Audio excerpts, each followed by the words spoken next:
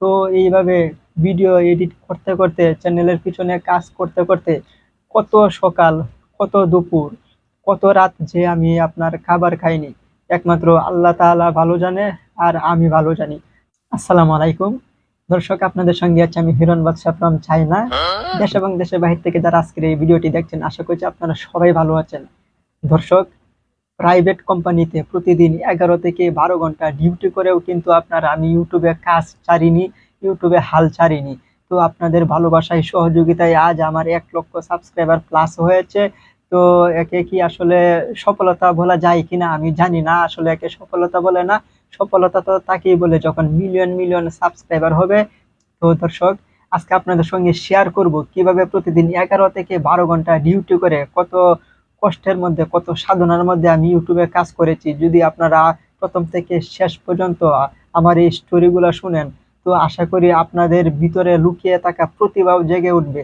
তো আপনারা যারা ইউটিউবে এসে ব্যর্থ হয়ে যাচ্ছেন, ইউটিউবে হাল ছেড়ে দিচ্ছেন, আপনারা সবাই আবার নতুন করে কাজ করার জন্য উৎসাহিত হয়ে উঠবেন। তো দর্শক, আমি যখন ইউটিউবে প্রথম ভিডিও কন্টেন্ট করা শুরু করি, তো আমি এডিট তেমন জানতাম না। তো আমার আশেপাশে অনেক আমার সমবয়সী বলবো না, ওরা আমার অনেক জুনিয়র। ওরা অনেক মোবাইলের বিষয়ে অনেক দক্ষ ছিল, গেমসে আসক্ত ছিল। তো ওরা স্থানীয় লোক ছিল, আর আমি হচ্ছি অস্থায়ীভাবে ওয়ালটন কোম্পানির আশেপাশে থাকতাম। আমি যেহেতু ওয়ালটন কোম্পানিতে জব করতাম, তো আমি যেহেতু ভিডিও কন্টেন্ট করা শুরু করলাম, সেই সূত্রে ওদের সাথে আমি একটা সম্পর্ক গড়ে তুললাম। ওরা যেহেতু স্থায়ী লোক, তো ওদেরকে বিকাল টাইমে বা প্রতি শুক্রবারে যে কোনো সময় ডাকলে ওদেরকে পাওয়া যেত। আর ওরাও অনেক উৎসাহের সাথে, অনেক আনন্দের সাথে ভিডিও তৈরি করতে রাজি ছিল বা কাজ করতো আমার সঙ্গে। তো আমি ওদের কাছ থেকেই বলবো মূলত এডিট করা শিখেছিলাম। তো যে ব্যক্তিটির নাম না বললেই হয়, আপনারা হয়তো ক্যামেরার সামনে আমাকে দেখেছেন, কিন্তু ক্যামেরার পেছনে লুকিয়ে থাকা যে ব্যক্তিটি প্রতিটি ভিডিও তৈরি করেছে ক্যামেরাম্যান হিসাবে, তো সেই ব্যক্তিটির নাম হচ্ছে আমার জুনিয়র অনেক, তো ইমরান। তো ইমরানের প্রতি আমার অনেক ভালোবাসা সবসময় থাকবে।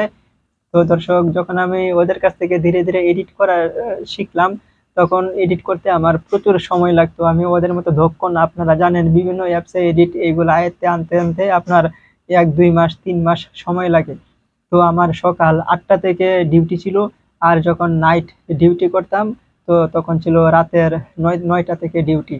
আমি তখন ওয়ালটন কোম্পানিতে জব করি, আর ওয়ালটন কোম্পানিতে সকাল 8টা থেকে ডিউটি শুরু হতো। আর প্রতিনিয়তই রেগুলার আপনার 3 ঘন্টা 2 ঘন্টা ওভারটাইম করতেই হতো। আর 1 সপ্তাহ ডে ডিউটি ছিল, 1 সপ্তাহ নাইট ডিউটি ছিল। যখন নাইট ডিউটি হতো তখন রাত 9টা থেকে ডিউটি ছিল। আর কোম্পানির ভিতরে আপনার ক্যান্টিন সিস্টেম আছে, বা যারা যারা কোম্পানির ভিতরে খেতে ইচ্ছুক 3 বেলা খাবার কোম্পানির ভিতরেই খেতে পারে। তো কোম্পানি স্যালারি থেকে খাওয়া বাবদ একটা অর্থ কর্তন করে রাখে। তো আমিও কোম্পানির ডাইনিং এ আমার নাম ছিল, সেইখানে আমি খাবার খেতাম। তো আমি যখন অল্প অল্প এডিট করা তখন জানি, তো মনে করেন গতকালকে একটি ভিডিও করেছি, তো আমার তখন একটা প্ল্যান পরিকল্পনা ছিল কখন ডিউটি শেষ হবে, কখন আমি ভিডিওটি এডিট করতে শুরু করব। তো ভিডিও এডিট করতে করতে মনে করেন আবার যখন ডিউটির সময় হয়ে যেত, সকাল প্রায় 8টা বেজে যাচ্ছে। তো আমাদের কোম্পানির নিয়ম ছিল 8টা বাজার মিনিমাম 1 সেকেন্ড আগে হলেও যদি কেউ পাঞ্চ করে, তার পাঞ্চ প্রেজেন্ট হবে। আর 8টা বাজার 1 সেকেন্ড পরেও যদি কেউ পাঞ্চ করে, তার স্যালারি থেকে একটা নির্দিষ্ট পরিমাণ অর্থ কর্তন করা হবে। তো আমি ভিডিও এডিট করতে করতে সকালের খাবারের কথাই ভুলে যেতাম। তো যখন দেখতাম 8টা বাজার 5 থেকে আর 7 মিনিট সময় হাতে আছে, তো এখন দেওয়ালে পিঠ টেকে গেছে। তো এখন আমাকে খুব প্রচুর পরিমাণে দৌড় দিয়ে কোম্পানির ভিতরে পাঞ্চ কার্ড পর্যন্ত যেতে হবে, আর তা না হলে আমার আজকের হাজিরা প্রেজেন্ট হবে না। তো তখন আমি খুব তাড়াহুড়া করে আমার পোশাক পরিধান করে, কোম্পানির যে ইউনিফর্ম ছিল সেই ইউনিফর্ম পরিধান করে খুব তাড়াহুড়া করে এক দৌড় দিয়ে আপনার চলে যেতাম পাঞ্চ মেশিনের সামনে, গিয়ে পাঞ্চ করতাম। তো আমি যে সকালে খাইনি, আমার বন্ধুদেরকে, আমার আশেপাশের লোকজনদেরকে আমি সেই কথা কখনো বুঝতে দিই নাই।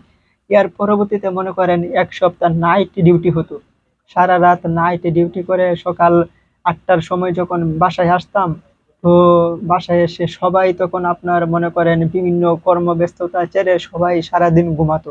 আমি প্রায় সময়ে আপনার নাইট করে এসে ঘুমাইনি। তো আমার যে লোকজনের কথা বলেছিলাম, আশেপাশের স্থানীয় যে আমাদের সিনিয়র জুনিয়র লোকজন ছিল, তো ওদেরকে ডাকতাম। ওদের যদি স্কুল বন্ধ থাকতো, তো ওদেরকে নিয়ে কন্টেন্ট ভিডিও তৈরি করতে শুরু করতাম।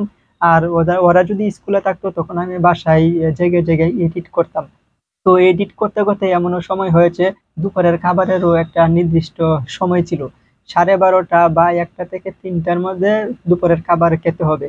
ভিডিও এডিট করতে করতে কখন যে 3টা প্লাস হয়ে গেছে মনের অজান্তে নিজেও জানি না। তো দুপুরের খাবারও মিস। তো দর্শক, এর পরবর্তীতে নাইট ডিউটি আমার যখন থাকে, তো যখন ম্যাক্সিমাম সময়ে প্রায় বৃহস্পতিবারে যদি নাইট ডিউটি হয়, তো শুক্রবারে তো আপনার স্কুল কলেজ সমস্ত কিছু বন্ধ থাকে। তখন কিন্তু আপনার শুক্রবারে ভিডিও কন্টেন্ট করার জন্য আরো বেশি লোক খুঁজে পাওয়া যেত। তো আমার আশেপাশে যারা জব করতো, ওরা অনেকেই বলতো যে ভাই আমি ভিডিও করব ভিডিও করব, কিন্তু কাজের বেলায় কেউ নাই।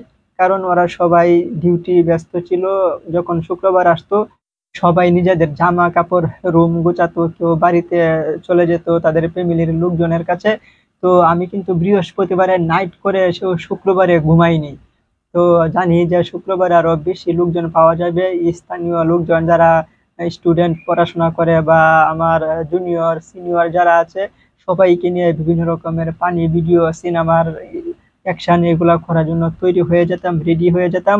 আর ভিডিও করতে করতে যখন সকালের খাবার তো ভুলেই যেতাম, যখন আপনার জুম্মার আজান হতো, তখন সবাইকে বলতাম সবকিছু এখন ক্যান্সাল, সবাই যার যার মতো বাসায় চলে যাও, গোসল করে উজু করে সবাই নামাজে চলে যাও।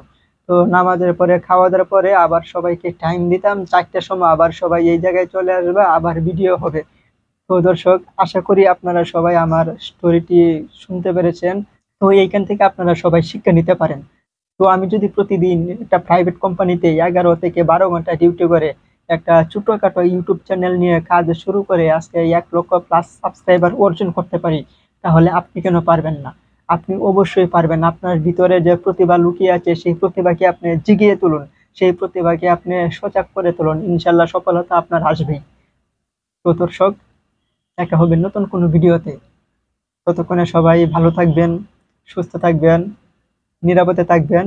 আর হ্যাঁ, অবশ্যই মা বাবার সেবা যত্ন করবেন। মায়ের পায়ের নিচেই সন্তানের বেহেশত। আল্লাহ হাফেজ।